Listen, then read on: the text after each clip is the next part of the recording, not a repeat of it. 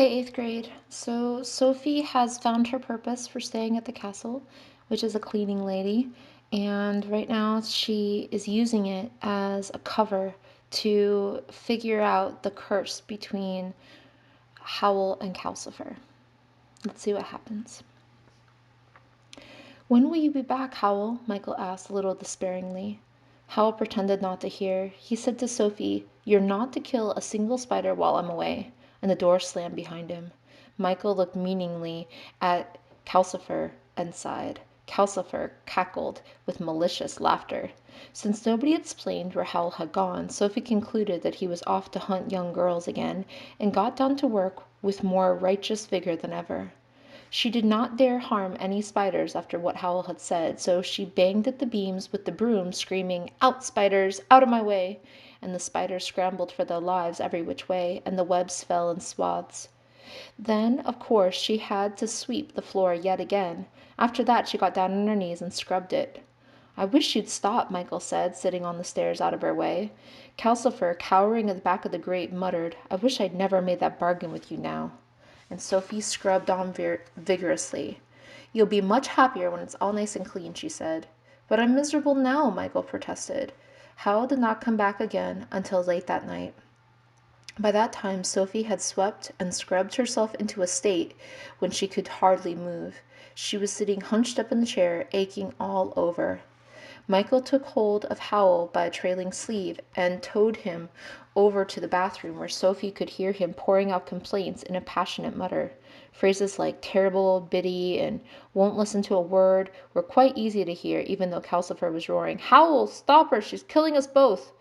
But all Howl said when Michael let go of him was, "Did you kill any spiders?" "Of course not," Sophie snapped. Her aches had made her irritable. "They look at me and run for their lives. What are they, all the girls whose hearts you ate?" Howl laughed. "No, just simple spiders," he said, and went dreamingly away upstairs. Michael sighed. He went into the broom cupboard and hunted until he found an old folding bed, a straw mattress, and some rugs, which he put into the arched space under the stairs. "You better sleep here tonight," he told Sophie. "Does that mean Howl's going to let me stay?" Sophie asked. "I don't know," Michael said irritably. "Howl never commits himself to anything. I wish there were 6 months. Oh, I was here 6 months before he seemed to notice I was living here and made me his apprentice. I just thought a bed would be better than the chair." "Then thank you very much," Sophie said gratefully. The bed was indeed more comfortable than the chair, and when Calcifer complained he was hungry in the night, it made it easy for Sophie to creak her way out and give him another log. In the days that followed, Sophie cleaned her way remorselessly through the castle. She really enjoyed herself. Telling herself she was looking for clues, she washed the window, she cleaned out the oozing sink, and made Michael clear everything off the workbench and the shelves so that she could scrub them. She had everything out of the cupboards and down from the beams and cleaned those too. The human skull, she fancied, began to look as long-suffering as Michael. It had been moved so often. Then she tacked an old sheet to the beams nearest the fireplace and forced Calcifer to bend his head down while she swept the chimney. Calcifer hated that. He cackled with mean laughter when Sophie discovered that soot had got all over the broom and she had to clean it all again. That was Sophie's trouble. She was remorseless, but she lacked method. But there was this method to her remorselessness. She calculated that she could not clean this thoroughly without sooner or later coming across Howl's hidden hoard of girls' souls or chewed hearts, or else something that explained Calcifer's contract. Up the chimney, guarded by Calcifer, had struck her as a good hiding place, but there was nothing there but quantities of soot, which Sophie stored in bags in the yard. The yard was high on her list of hiding places. Every time Howl came in, Michael and Calcifer complained loudly about Sophie, but Howl did not seem to attend, nor did he seem to notice the cleanliness, and nor did he notice that the food closet became very well stocked with cakes and jam and the occasional lettuce. For, as Michael had prophesied, word had gone round Porthaven. People came to the door to look at Sophie. They called her Mrs. Witch in Porthaven and Madam Sorceress in Kingsbury. Word had gone around the capital, too. Though the people who came to the Kingsbury door were better dressed than those in Porthaven, no one in either place liked to call on someone so powerful without an excuse. So Sophie was always having to pause in her work to nod and smile and take in a gift, or to get Michael to put up a quick spell for someone. Some of the gifts were nice things: pitchers, strings of shells, and useful aprons. Sophie used the aprons daily and hung the shells and pitchers around her cubbyhole under the stairs, which soon began to look very homelike indeed. Sophie knew she would miss this when Howl turned her out. She became more and more afraid that he would.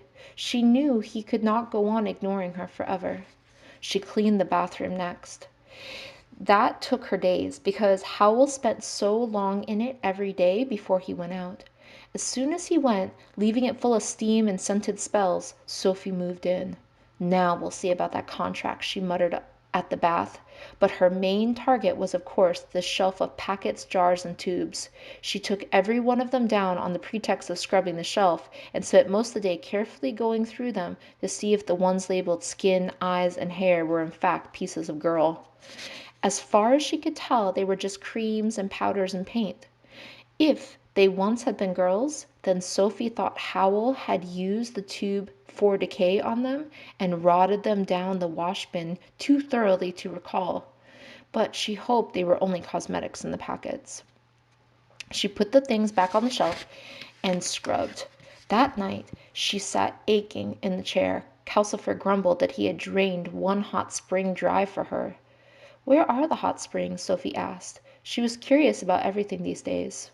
"Under the Port Haven marshes, mostly," Calcifer said. "But if you go on like this, I'll have to fetch hot water from the waste. When are you going to stop cleaning and find out how to break my contract?" "In good time," said Sophie. "How can I get the terms out of Hal if he's never in? Is he always away this much?"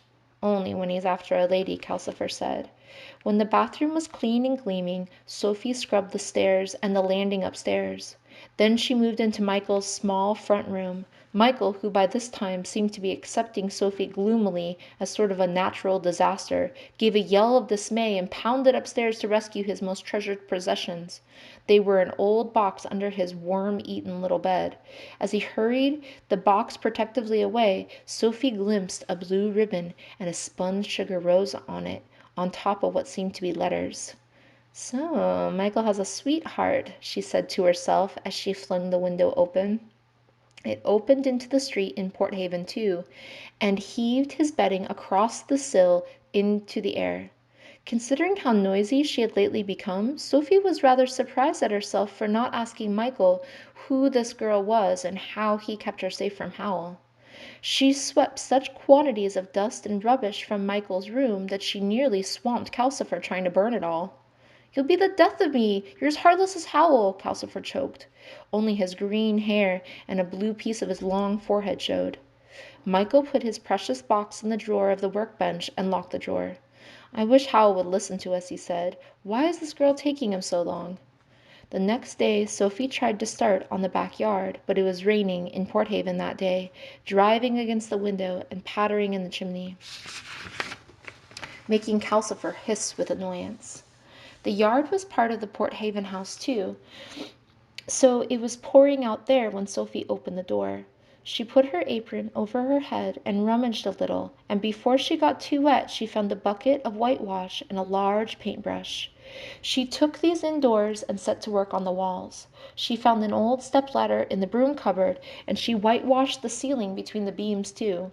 It rained for the next 2 days in Port Haven, though when Howl opened the door with the knob green blob down and stepped out onto the hill, the weather there was sunny, with big cloud shadows racing over the heather faster than the castle could move. Sophie whitewashed her cubbyhole, the stairs, the landing, and Michael's room. "What's happened in here?" Howl asked when he came in on the third day. "It seems much lighter." "Sophie," Michael said in a voice of doom. "I should have guessed," Howl said as he disappeared into the bathroom. "He noticed," Michael whispered to Calcifer. "The girl must be giving in at last." It was still drizzling in Port Haven the next day. Sophie tied on her headcloth, rolled up her sleeves, and girded on her apron. She collected her besom, her bucket, and her soap, and as soon as Howl was out the door, she set off like an elderly, avenging angel to clean Howl's bedroom. She had left that until last for fear of what she would find. She had not even dared to peep into it. And that was silly, she thought, as she hobbled up the stairs. By now it was clear that Calcifer did all the strong magic in the castle, and Michael did all the hack work, while Howl gadded off catching girls and exploiting the other two just as Fanny had exploited her. Sophie never found Howl particularly frightening, and now she felt nothing but contempt. She arrived on the landing and found Howl standing in the doorway of his bedroom. He was leaning lazily on one hand, completely blocking her way. And that's it for today. We reached our minutes, so I'll read a little bit more tomorrow.